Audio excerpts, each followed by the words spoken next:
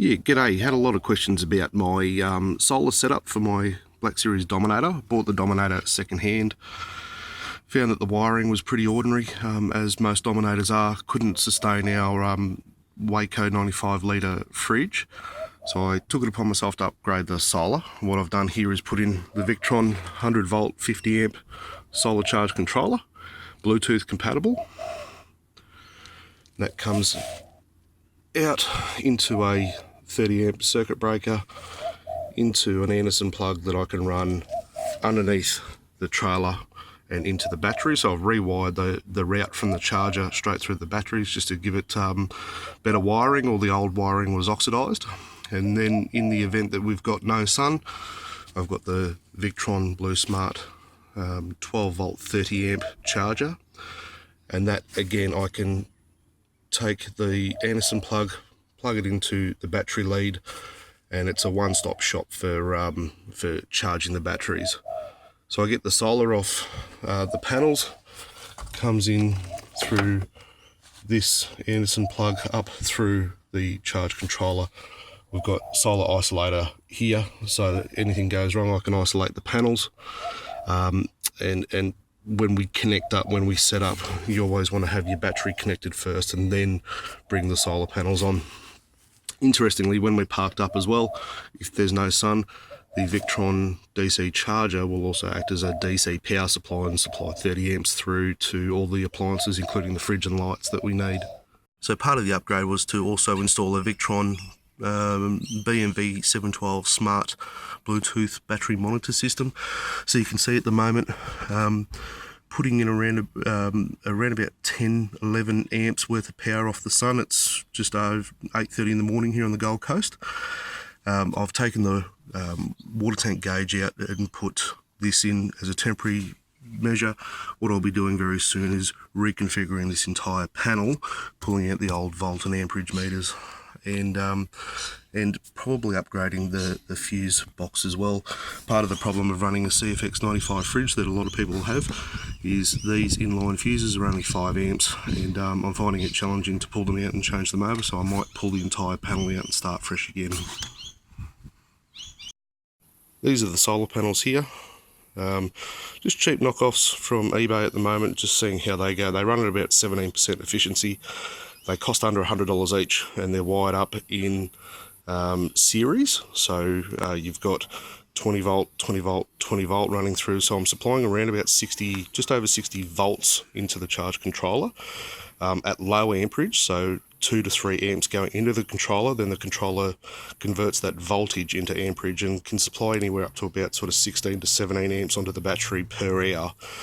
So on any given day, with the fridge running flat stick, we can recharge the batteries in under 4 hours from sort of 30% usage right back up to full steam ahead. So it's really efficient. It is bulky. We can scale this down. In fact, one panel's enough to keep the batteries going. However, sort of the 3 panels for when we're prolonged away staying is more than enough. I've had this trialling now in this current setup for 4 weeks with the fridge running inside there. I keep some beers cold every day. I come home from work and crack open a couple of beers, and this has been running without a problem through rain, sun, everything in between. Typically on a day now, I'm using less than 10 to 15% of the battery, and everything's been sized up. So I'll take you through the battery setup and underneath all of that very soon. So we've gone through the solar setup, the inverter, the charger and the battery management system. This is a look inside the Dominator. This is my 2016 model. I've pulled the batteries out, the stock standard shitty batteries, and replaced them with 2 giant 140 amp hour AGM batteries. I've also pulled out all of the bog standard wiring, reused some of the wire looms. All of this type of stuff that was just hanging around is now redundant, and I need to pull all that out. But what I've done, something as a hot tip that you guys need to look out for when you have your Dominator, is the jumper leads between the batteries are correctly sized so that the batteries both charge and discharge at the same level. What I found was there was a tiny pissy little cable not even the size of a 6mm cable jumping the batteries. It was sheathed in line, and just a really poor installation. So I bought the batteries from Aussie Batteries up on the sunny coast, with the great jumper leads with them as well. This black box down here has the Victron shunt mounted inside of it. I won't take the cover off it now, but you'll see all the negative lines leading into the inlet of this box. I just bought the box from Jaycar and mounted the shunt inside. Then I've got the jumper lead coming off the main negative terminal here, leading into the shunt, and the shunt measures the current draw coming out of the batteries in amperage, can show us how long is left on our batteries. I've also got my Redarc inverter. We only went with a small inverter, it's just enough to power laptops, charge drone batteries.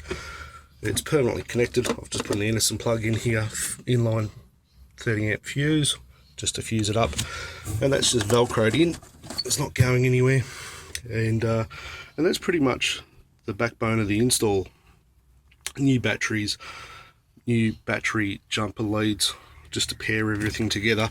I've gone through and put new terminals on all of the mounting lines leading onto the battery, so running down to the switchboard. There's a spare outlet here, which I've got fused up, ready to rock and roll if need be. But it was relatively simple. It was relatively easy to put together. It's all about pulling all the old wiring out, because the old wiring was oxidized. It had actually started to degrade quite heavily on the inside of the wire. Since putting the new batteries in, the new wiring, you know, we're getting exceptional use out of all of the connections on the camper trailer, and got no complaints. It's all running really well. So thanks for watching. I hope this has sort of satisfied some of your questions and given you a bit of a look into what's going on in this system here. I'm pretty proud of it. It was something I did myself. It's relatively straightforward, but it does have a level of complexity to it. You just got to think about it, draw it out, do some research online, as I've done. The key is buying the right tools as well. If you get the right tools, a couple of bucks from Bunnings, you know, things go really well. So thanks for watching. Any questions, shoot them across. I'll endeavour to try and answer them. But thanks for watching.